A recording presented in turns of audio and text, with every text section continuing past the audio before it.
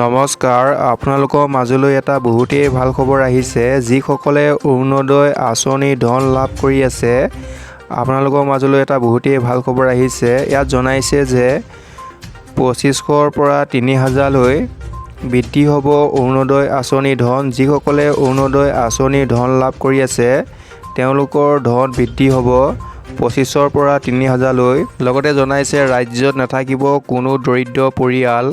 যিসকল লোকে এতিয়ালৈকে এই আঁচনি ধন লাভ কৰা নাই, তেওঁলোকে শীঘ্ৰেই কৰিব পাৰিব আবেদন। যিসকল মহিলাই এতিয়ালৈকে কোনো ধৰণৰ অৰুণোদয় আঁচনি ধন লাভ কৰা নাই, তেওঁলোকে অতি শীঘ্ৰে লাভ কৰিব পাৰিব। লগতে তেওঁলোকে আবেদন কৰিব পাৰিব। লগতে জনাইছে যে যোগ্য হিতাধিকাৰীয়ে অৰুণোদয় ধন পাইছে নে নাই তাৰ বাবে চলিব অভিযান। যিসকল যোগ্য হিতাধিকাৰী আছে, তেওঁলোকে অৰুণোদয় আঁচনিৰ ধন লাভ কৰিছে নাই, তেওঁলোকে অভিযান চলাব। গাঁৱে গাঁৱে যোগ্য হিতাধিকাৰীক বিচাৰি আৰম্ভ হ'ব অভিযান। যিসকল যোগ্য হিতাধিকাৰী আছে, তেওঁলোকক বিচাৰি আৰম্ভ কৰিব অভিযান। বৃদ্ধি হ'ব অৰুণোদয় আঁচনি হিতাধিকাৰী। আগন্তুক বৰ্ষৰ পুনৰ 10 লাখ লোকক নতুনকৈ প্ৰদান কৰা হ'ব এই আঁচনি ধন। নতুনকৈ 10 লাখ লোকক প্ৰদান কৰিব এই আঁচনি ধন।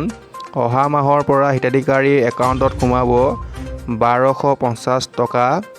যিহেতু এইটো আগষ্ট মাহ, ছেপ্টেম্বৰ মাহৰ পৰা আপোনালোকৰ একাউণ্টত 1250 টকাকৈ সোমাব। আপোনালোকৰ কাৰণে বহুতেই ভাল খবৰ বুলি ক'ব পাৰি।